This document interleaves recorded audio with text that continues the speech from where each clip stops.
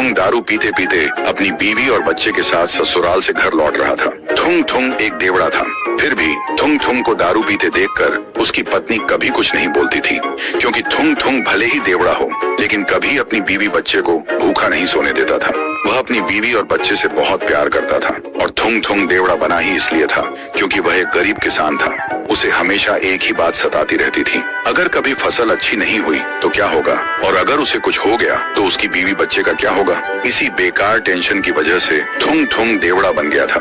लेकिन जिस गांव में थुंग थुंग रहता था उस गांव में एक पुराना राज था। उस गांव के बाहर एक पुरानी हवेली थी और उस हवेली के अंदर एक बड़ा सा आईना रखा था जिसके अंदर सिर्फ काला अंधेरा था। लोग कहते थे वह आईना चेहरा नहीं नियत देखता है और उसी का भविष्य दिखाता है, और कहते हैं कि बहुत साल पहले एक आदमी जब उस आईने के पास गया तो आईने ने उसे अपने अंदर खींच लिया था। इसीलिए सालों से किसी ने न उस हवेली में घुसने की और न ही उस आईने में झांकने की हिम्मत की थी।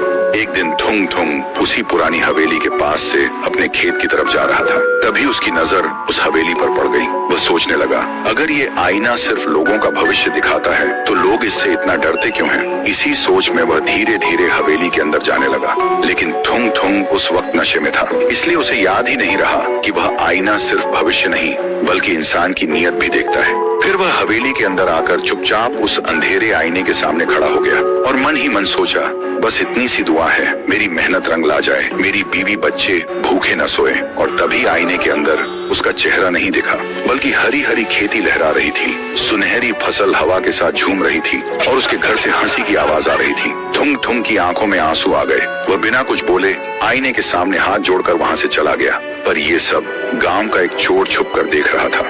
ये सब देखते ही उसके मन में लालच आ गया। वह सोचने लगा, गांव वाले झूठ बोलते हैं, ये आईना तो जादुई है जो लोगों का भविष्य उजाला करता है। शायद इसलिए गांव वाले सच छुपा रहे हैं ताकि सिर्फ वही अपना पेट भर सकें। क्या पता मैं भी आईने के पास जाऊं और एक ही दिन में कोई बड़ा हाथ मार लूं। ये सोचकर वह चोर भी आईने के सामने जा खड़ा हुआ और बोला, बैंक लूटूंगा, दुनिया का सबसे अमीर आदमी बनूंगा और जिंदगी भर ऐश करूंगा। जैसे ही उसने बोलना खत्म किया, आईने के अंदर का अंधेरा हट गया और लोहे की जेल के अंदर वही चोर कैद दिखा। आईने के अंदर उसका भविष्य नहीं, उसकी सजा दिखी।